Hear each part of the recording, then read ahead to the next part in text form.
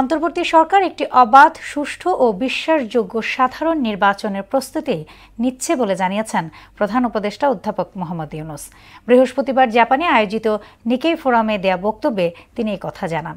অর্থনৈতিক অগ্রগতি নিশ্চিতে 6টি প্রস্তাব তুলে ধরে প্রফেসর ইউনূস বলেন, অস্থিরতার বিশ্বে জনগণের ক্ষমতায়ন আগের চেয়ে অনেক বেশি গুরুত্বপূর্ণ হয়ে উঠেছে। এমআর আসাদের প্রতিবেদন। জাপানের টোকিওতে ইম্পেরিয়াল হোটেলে নিকেই ফোরামে বক্তৃতা দেন অন্তর্বর্তী সরকারের প্রধান উপদেষ্টা অধ্যাপক ইউনূস। জুলাই গণঅভ্যুত্থানের কথা স্মরণ করে তিনি বলেন, শহীদদের আত্মত্যাগ যাতে বৃথা না যায় সে কথা মাথায় রেখেই একটি গ্রহণযোগ্য ও অন্তর্ভুক্তিমূলক সাধারণ নির্বাচনের জন্য প্রস্তুতি নিচ্ছে সরকার।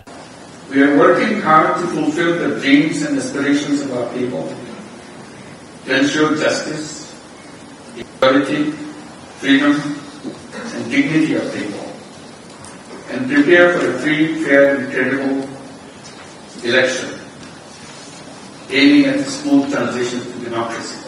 ক্রমশ অশান্ত হয়ে ওঠা বিশ্বে মানুষ চরম অনিশ্চয়তায় দিন পার করছে উল্লেখ করে তিনি বলেন, চ্যালেঞ্জ মোকাবিলায় এক ও অভিন্ন লক্ষ্য নির্ধারণে সম্মিলিত প্রচেষ্টার বিকল্প নেই।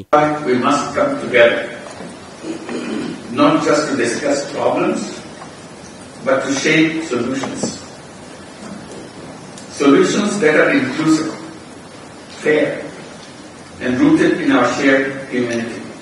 অর্থনৈতিকভাবে সমৃদ্ধ হতে পারস্পরিক সহযোগিতা নিশ্চিতে শক্তিশালী প্রযুক্তি বিনিয়োগ বাড়ানো সহ 6টি প্রস্তাব তুলে ধরেন doctor Yunus.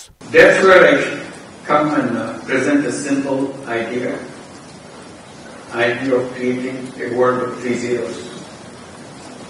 Zero poverty, zero unemployment, and zero net carbon emissions. This is not a dream. This is a direction.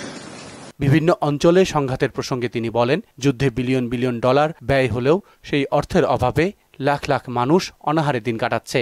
সম্প্রতি ভারত পাকিস্তান যুদ্ধের কথাও উল্লেখ করেন তিনি। দ্রুত যুদ্ধবিরতিতে পৌঁছানোর জন্য উভয় দেশের নেতৃত্বকে ধন্যবাদ জানান প্রধান উপদেষ্টা।